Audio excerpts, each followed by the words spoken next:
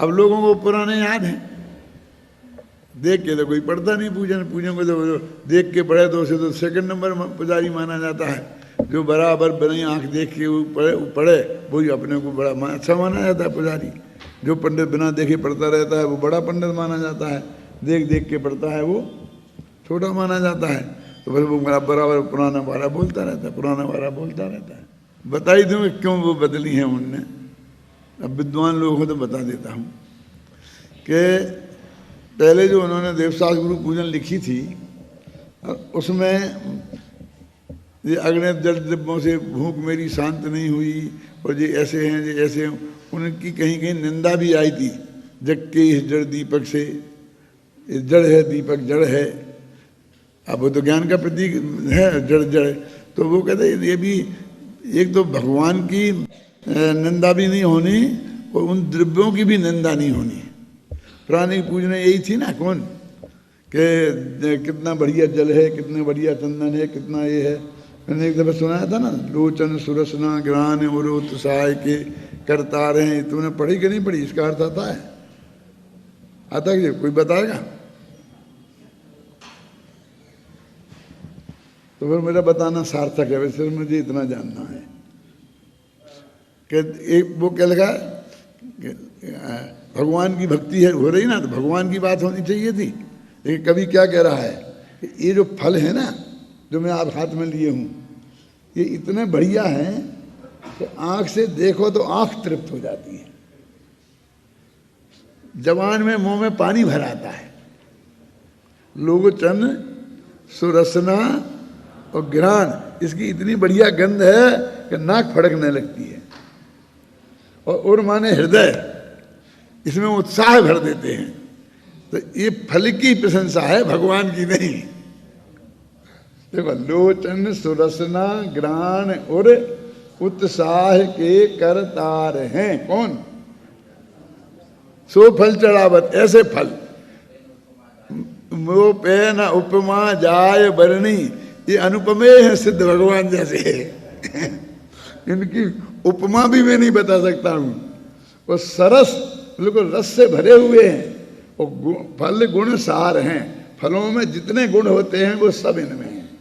जो हाथ में लिए हैं ना वो रूखी रूखी बादाम, सड़ा नारियल, मंदिर की तो अलग है। खड़े कौन से चावल कहलाते हैं जो घर में कभी खाने में नहीं आती हैं, वे सब लिए हैं और उनमें बोले जा रहा है इतना बढ़िया बढ़िया। तो हमको ऐसा लगा, युगल जी को लगा सबसे पहले कि ये भगवान की स्थिति है कि फल की। तो हम लोगों ने ये प्रयोग किया, जो बदली हैं पूजने, उनमें ये प्रयोग किया कि हमारे पास 2 लेने 4 लेने मिली हैं तो हम भगवान के ही गुण गाएं। और इन फलों की इनकी चर्चा जब आवे तब ये किसी काम के नहीं है, इस रूप में ही आवे।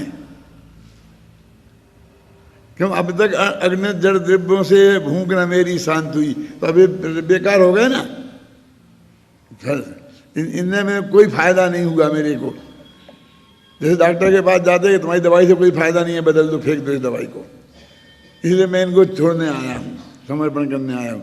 तो अब वो उनने ऐसी तो बनाई, तो पहले तो वे छंद सब ऐसे ही थे शुरू से अंत तक। अब वो लोगों को बहुत पसंद आया तो सब लोगों ने उसी लाइन पे पूजना लिख दी, हमने भी, मैं भी उसमें। समझ लो, थोड़ी प्रेरणा वहाँ से मिली और फिर अपन ने उसको विस्तार दे दिया। अब बाद में उन्होंने उनका क्या विचार बदला कि नहीं साहब, इनकी सामग्री की निंदा नहीं होनी चाहिए।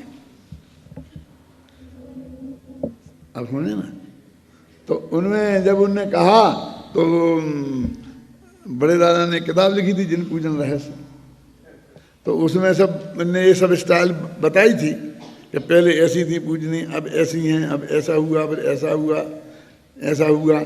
तो जब वो बात ज़्यादा फैली, वो जो सोची थी वही जब चर्चा में आई और लोगों ने वैसी वैसी बना दी, तो न मालूम उनको कब क्या लगा, तो वो ये कहने लग गए कि नहीं नहीं ये तो ठीक नहीं हुआ।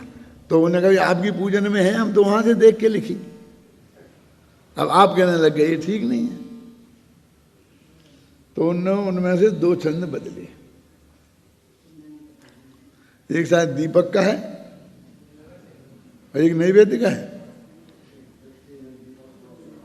क्यों दीपक कोई जड़ दिए दो बदले हैं हम, तुमको जिनने नहीं पढ़े उन्हें तो पुराने मालूम ही नहीं है ना, तो दो छंद बदले उनने। अब दादा की तो पूरी किताब थी और लाखों बट गई, वो 3 लाख करीब बट गई लोगों में, और सब जो पूछ रहे वो बाकी सब ने लगा लिया। हम तो सब मान रहे कि भाई वही सही है, अभी भी हम आज भी मान रहे, अभी भी हम क्यों बदलेंगे? उनका विचार बदल गया तो बदल गया, भले ही हमारे उनसे हमें प्रेरणा मिली हो, लेकिन वो बात तो हमें सही लगी ना, सही है। तो हमने उनसे कहा भी कि आप ये बदल दोगे तो सारी धारा जो चल पड़ी है अब वो तो बदलेगी नहीं। और ये और सिद्ध होगा कि सुनने वाले ने दो गलती थी, उनने गलती मान ली और बदल दी, तो ये तो बदल देते हैं। ये कुछ 50 तरह की बातें सामने आएंगी, लेकिन नहीं, उनको तो तीव्रता से वो भाव आया। अब वो हजारों किताबें बालबोध पाठमालाओं में छप गई ना पूजने, और सब बच्चों को याद हो गई, यहाँ हो गई। अब बहुत दिनों तक वो बदला बदली नहीं हुई, तो बार बार हमारे पास पत्र आए कि साहब हमारी सब जगह बदलो, नहीं तो बंद कर दो, ऐसा कर दो, ऐसा कर दो, और हमारी पूजन हटा दो, आप अपनी डाल दो। अरे भैया हमें वो क्या है, बदल देंगे, हमें क्या लेना है। लेकिन वो जो एक समीक्षा चली गई बड़े दादा की लिखी, वो तो लोगों के दिमाग में आ ही गई ना। अब दोनों ही पक्ष हैं, तो वो भी आपका पक्ष था, ये भी आपका पक्ष था, तो पहले आप सही समझते थे, गलत समझते थे, तो उन्होंने उनमें इसी टाइप का बदलाव किया है। कहने वो उसकी तो प्रशंसा ही होनी चाहिए। तो फिर ये नई धारा चलाने का कोई मतलब ही नहीं था, फिर तो वही थी। तो वो छंद लोगों को पुराने आते नए अभी भी ऐसे ही चलता है, बुजुर्ग लोगों को तो वही याद है, वही चलता है, ऐसा चलता है। अभी तुम रिसर्च करने के काम आएगी कभी ये चीज़ें, तुम लोग करोगे तो, है ना है? तो ये समझ में आएगी क्या है। देखो ये अपने गाथाएं 16 कैसे बनानी, वो तो आपके ख्याल में आ गया ना। अब ये अंतिम गाथा का अर्थ है, इस प्रकार सम्यक दृष्टि अपने को जानता और राग को छोड़ता हुआ नियम से गैराग और ज्ञान वैराग्य संपन्न है।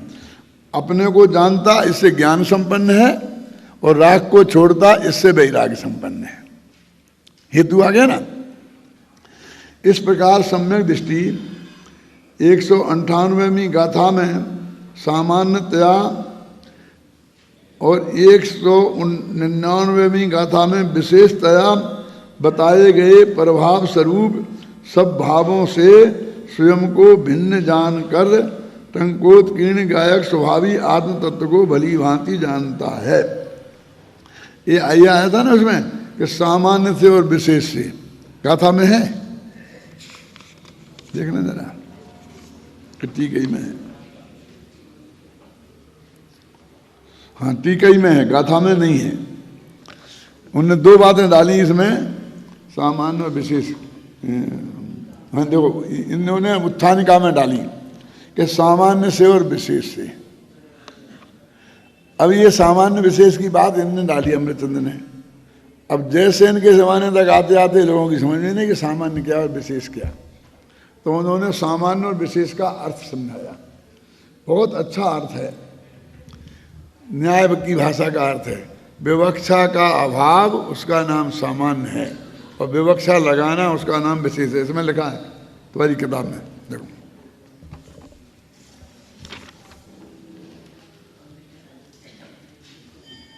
ये सबसे नीचे की पंक्ति 166 पेज पे, पहला पैरा पढ़ लो। यहाँ सामान्यतया और विशेषतया शब्दों का प्रयोग किया गया है। इनका क्या आशय है? तात्पर्य वृत्ति में इन गाथाओं के उपरांत एक गाथा आती है जो आत्मख्याति में समागत 198वीं गाथा के समान ही है। उसकी टीका में आचार्य जयसेन सामान्य का स्पष्टीकरण करते हुए लिखते हैं, विवक्षा के अभाव को सामान्य कहते हैं। ये उनकी तरफ से लिखा हुआ है पूरा, विवक्षा के अभाव को सामान्य कहते हैं। अब ये क्या, ये न्याय की भाषा है, दुनिया की समझ। विवक्षा का अभाव क्या, कि जब किसी बात को विवक्षा लगा दो तो वो विशेष कथन हो जाता है, और विवक्षा नहीं लगाओ तो वो सामान्य कथन होता है। जैसे कह दिया राग छोड़ो, तो ये सामान्य कथन हो गया। फिर कह दिया क्रोध छोड़ो, मान छोड़ो, माया छोड़ो, लोभ छोड़ो, तो ये विशेष हो गया। अरे कसाय छोड़ो, ये सामान्य हो गया। और फिर क्रोध मान माया लोग एक एक का छोड़ने को कहा, वो विशेष हो गया। बस इतनी सी बात है। अब सामान्य से वो विशेष से, माने सामान्य जब वो कहते हैं नहीं सब विद्यार्थियों को आ जाना है, फिर कहते हैं देखो Shastri first year second year third year हर एक को आना है, तो तुमने सब कह दिया था ना, लेकिन उसमें से लोग अर्थ निकाल लेते हैं। तो इसलिए वो कहते हैं विशेष कथन सामान्य से बलवान होता है। आगे बहस हुई तो लिखना पड़ा आचार्य को, सामान्य शास्त्र तो नूनम विशेषो बलवान भवेत। सामान्य शास्त्र से विशेष कथन बलवान होता है। और नीचे की पंक्ति बहुत खतरनाक है, निर्विशेषो ही सामान्यम भवेत खरबसाणवत। विशेषों के बिना का सामान्य गधे के सींग के समान होता है। तो लोग कहते हैं क्या, अब जो जो दृष्टि का विषय तो सामान्य है ना, सामान्य अभेद एक वो बड़ा। अब ये सामान्य इसको कह रहा गधे के सींग के समान। तो लोगों को बहुत घबराहट छूटती है सुनने लगे मुक्तियों में, पूरा न्याय शास्त्र तो उन्होंने पढ़ा नहीं है। तो इसका तो मेरे को बहुत तकलीफ उठानी पड़ी। सबसे पहले मेरे को गुरुदेव के सामने बैठकर क्लास लेने का मौका मिला। पहले वो क्लास राम जी भाई लेते थे और गुरुदेव पूरी क्लास में बैठते थे और सुनते थे। फिर राम जी भाई की उम्र बहुत ज़्यादा हो गई और वो उनका बोलना शब्द निकलना मुश्किल हो गया। तो ये बात आई कि भाई ये क्लास दूसरे को देना चाहिए, उनकी बंद करो। बंद किया तो लालचंद भाई को भी क्लास दी गई और 1 साल लालचंद भाई ने ली, लेकिन उसमें बहुत इतना वो हुआ कि गुरुदेव के मुँह से कुछ ऐसे कमेंट्स निकल गए कि भाई ये बात सही नहीं थी, ये सही थी। तो वो लालचंद भाई ने कह दिया कि मैं तो नहीं लूँगा, मुझे नहीं लेना। उस वक्त बहुत डर लगता था लोगों को कि गुरुदेव के सामने यदि हमने बोला किया और उनने एक आध हमारी गलती बता दी तो आज तक की हमारी सारी इज्जत मिट्टी में मिल जाएगी। इसलिए लोग बोलते नहीं थे। फिर मेरा नंबर आया, मैंने कहा कि आप लो, उन्होंने कहा ले लेंगे। तो लोगों ने हमको बताया कि देखो ये तुम्हारी भी वही हालत होगी। हमें तो कोई डर नहीं है, कितनी भी गलती निकाल दें गुरुदेव, गुरुदेव के सामने गलती नहीं निकलेगी तो कहाँ निकलेगी वो निकल जाएगी ना गलती, गलती जो होगी वो निकल जाएगी ना, रहेगी तो नहीं ना। इसलिए हमको तो हम तो लेंगे। फिर हमने नए चक्र की क्लास ली। नए चक्र पे हम उस वक्त लिख रहे थे, अपने यहाँ तो किताबें थी नहीं, भारतीय ज्ञानपीठ से किताबें मंगाई, वो है द्रव्य सुहा प्रकाशक नए चक्र, और उसकी 500 किताबें वहाँ से मंगाई, सोनगढ़ में हर एक के हाथ में दी और वो क्लास लगी। वो 20 दिन तक गुरुदेव बराबर बैठ के सुनते थे। तो उसमें ये प्रकरण आया और मैंने ये छंद सुनाया कि निर्विशेषो ही सामान्यम भवेद कर विषाणवत। बस उस बात लोगों ने खूब उस पर नमक मिर्च लगाया, जो गिराना चाहते थे कि देखो ये तो दृष्टि के विषय में पर्याय को शामिल करते हैं और कहते हैं पर्याय के बिना द्रव्य तो गधे के सींग के समान है, होता ही नहीं है। वो बहुत बहुत बातें आई, तो कैसे क्या हुआ निपटा वो मामला एक आध दफ़े मैं सुना चुका हूँ, अभी बताऊँगा नहीं। लेकिन जब भी ये प्रकरण आता है तो मुझे वो याद आ जाती है। यही वाक़या है सामान्य से और विशेष से। तो जब इसमें लिखा ना जय सेनाचार्य ने कहा है, इस प्रकार तत्व को जानता हुआ स्वभाव के ग्रहण और प्रभाव के त्याग से उत्पन्न होने योग्य अपने वस्तुत्व को प्रकट करता हुआ सम्यक दृष्टि जीव कर्मोदय के विपाक से उत्पन्न हुए समस्त भावों को छोड़ता है, इसलिए वह नियम से ज्ञान और वैराग्य से संपन्न होता है। अब ये सामान्य विशेष का अर्थ आपको बता दिया कि कैसे ये वो सामान्य विशेष नहीं है, वो ये बस विस्तार से कथन करना भेद प्रभेद से उसका नाम विशेष और संक्षेप में करना उसका नाम सामान्य। सामान्य कथन और विशेष कथन, इसके लिए उदाहरण देते हैं ना, पीत पद में शुक्ल लेस्या द्वित्री शेषेषु तत्वा सूत्र में लिखा है कि 16 स्वर्गों में वहाँ कौन लेस्या होती हैं। तो लिखा पीत लेस्या, पद्म लेस्या और शुक्ल लेस्या द्वित्री शेषेषु, 2 युगलों में माने 4 स्वर्गों में पीत लेस्या, फिर त्रि माने 3 युगलों में माने 6 स्वर्गों में पद्म लेस्या और बच्चे कितने 4, तो उसमें शुक्ल लिष्य। अब जब राजवार्तिक में सर्वा सिद्धि में इसके विस्तार से कथन किया तो उसमें ऐसा लिखा कि पहले वो दूसरे में पीत लिष्य और तीसरे और चौथे में पीत और पद में मिला के, ऐसा लिखा। माने ये जो लिखा था तत्वाद सूत्र के सूत्र में, इससे थोड़ा अलग हटके था। तो वहां प्रश्न किया कि मूल सूत्र में तो ये बात है नहीं, और आप कह रहे कि ये है, तो आपने कैसे लिखा कि वो सामान्य कथन था और हम विशेष कथन लिख रहे, तो दो में सत्य कौन है? तो लिखा सामान्य शास्त्रो नूनम विशेषो बलवान भवे।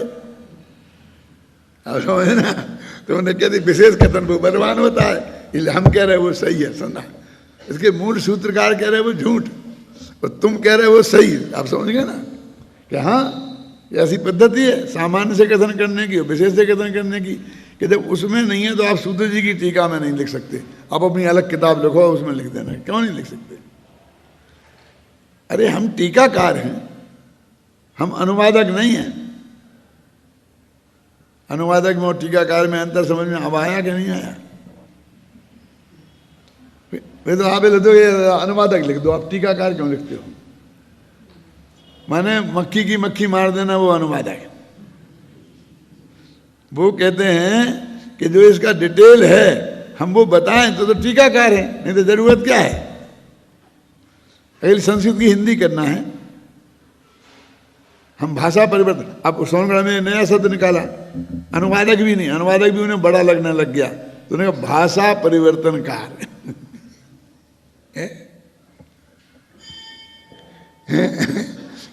एक भाषा से दूसरी भाषा बदली है।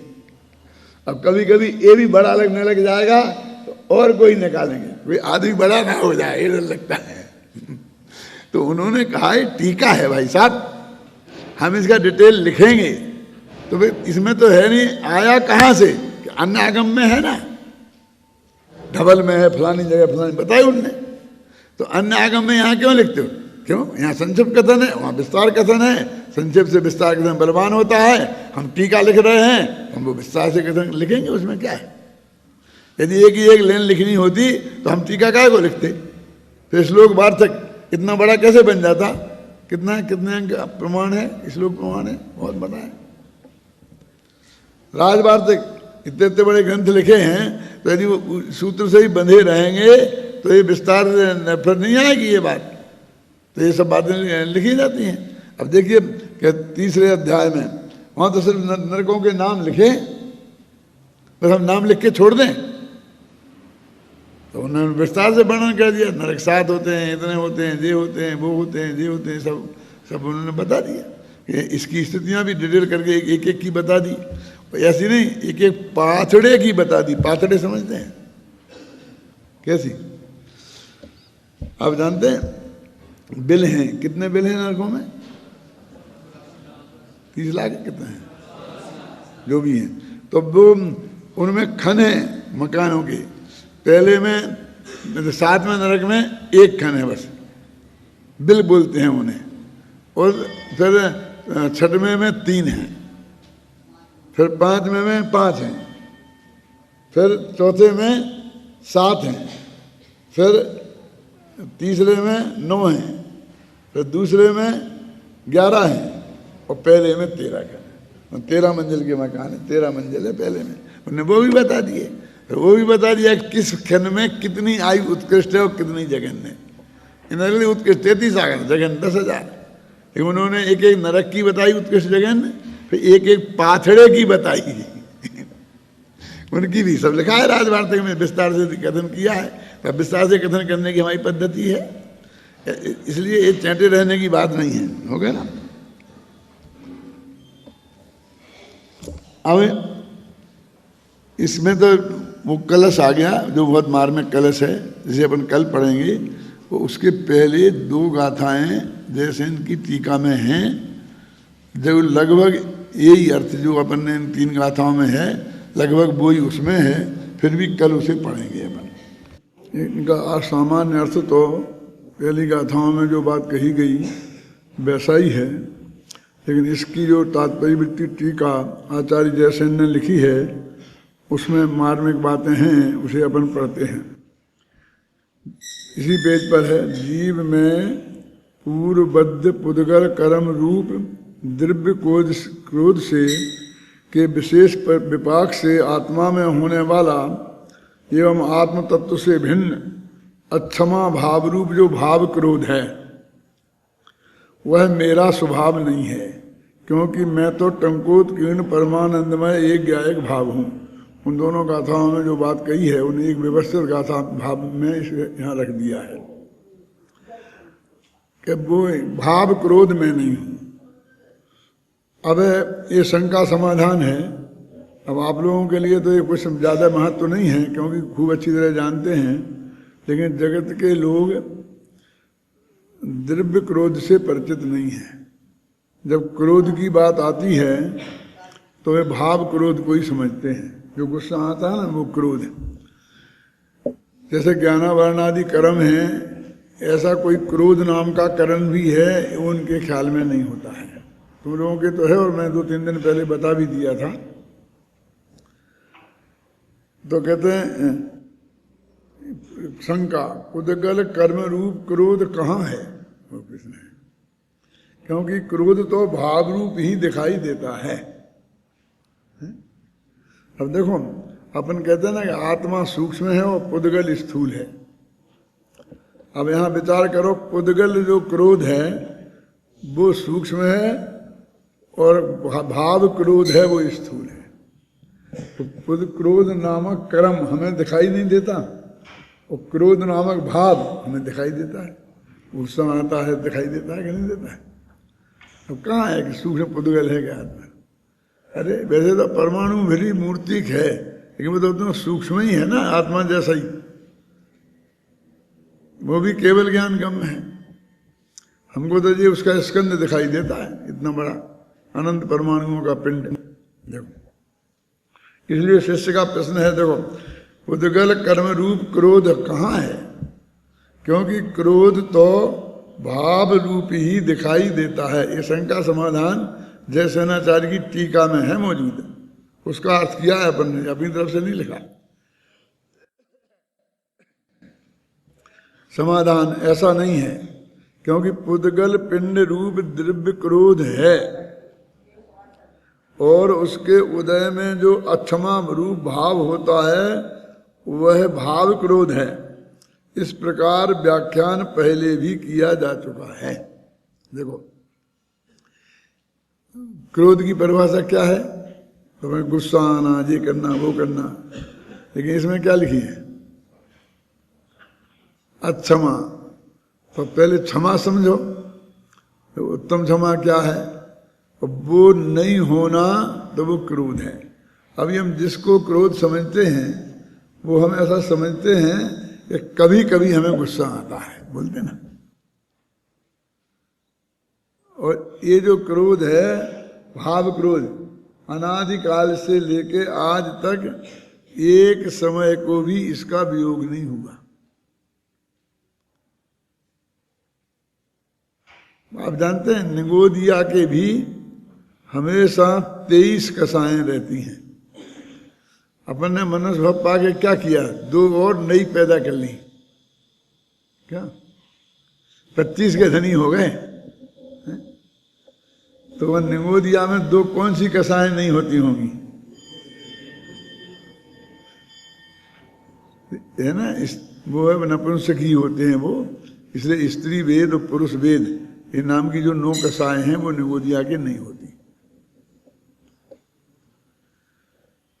तो भाव क्रोध भाव कसाएं निरंतर बनी रहती हैं। अब अभी भी आपको गुस्सा आ रहा है, अभी भी आपको मान हो रहा है, अभी भी माया हो रही, अभी भी लोभ हो रहा, इसलिए ये कहना कि मुझे तो माया तो है ही नहीं, मेरा फला। वो जो वर्णन शास्त्रों में है वो तो बहुलता की दृष्टि से है। ज़्यादा माया स्त्रियों में माया की विशेषता पर जो ऐसा कि जो दुनिया को दिखाई दे, लेकिन जो अक्षमा भाव तो मौजूद है ना, क्योंकि हमने आत्मा को जाना ही नहीं आज तक। तो आत्मा को नहीं जाना तो आत्मा को मतलब क्षमा नहीं किया, नहीं जानना ही आत्मा को नहीं क्षमा करना है। तो समझो, अब आत्मा को नहीं जानना, इसका नाम अनंतानुबंधी क्रोध है, सबसे बड़ा क्रोध है ये। तो आप कैसा महसूस करते हो कि हमें कोई गुस्सा आ रहा है 24 घंटा और उससे कोई हमें कर्म बन रहा है और फिर उससे हमें उसका फल हमें भोगना पड़ेगा? नहीं, पड़ रहा है। पड़ेगा तो बाद की बात है? संसार में अनादिकाल से अनंत दुख भोग रहे हैं अभी भी, तो वो क्या है? तो ये परिभाषा ध्यान देने लायक है ना कि क्योंकि पुद्गल पिंड रूप दिव्य क्रोध है और उसके उदय में जो अक्षमा रूप भाव होता है वह भाव क्रोध है। तो 24 निरंतर 24 घंटे रहता है, ये ख्याल में आए ना। इस प्रकार का व्याख्यान पहले किया जा चुका है। देखो, अपन को उस क्रोध की तो चिंता है कौन जो कभी कभी आता है ना, कि वो तो गुस्सा आना अच्छा नहीं है। जिसका गुस्सा वाला स्वभाव होता है उसका बहुत नुकसान हो जाता है, और जो लोग गुस्सा नहीं करते हैं वो लोग बहुत आराम में रहते हैं। अब गुस्सा नहीं करते हुए अनादिकाल किसने नहीं किया? गुस्सा नहीं करता तो मोक्ष में नहीं चला जाता वो। अब वो कहते पहले किया जा चुका है, कहाँ किया जा चुका है पहले? तो उन्होंने पुग्गल पिंडो दब्बम तत्सत्ती भाव कम अंतु, मेरे ख्याल से ये पंक्ति गोमट सार की है। तब देखो गोमट सार में वर्णन किया है, उसको भी इन्होंने पहले, मैंने गोमट सार पहले पढ़ लिया होगा तो उन्होंने पहले किया जा चुका है लिख दिया। जो अपन पढ़ाते हैं ना, तो आपको आप जो किताब पढ़े आए, तत्वासुल पढ़े आए, साबकाचार पढ़े आए, तो हम कहते तुमने पहले पढ़ चुके हो। ऐसे जो उनके शिष्य वर्ग सामने बैठा होगा ना, और उन्हें गोमट सार उन्होंने पहले ही पढ़ा दिया होगा। पहले कह आए हैं, मैंने कहा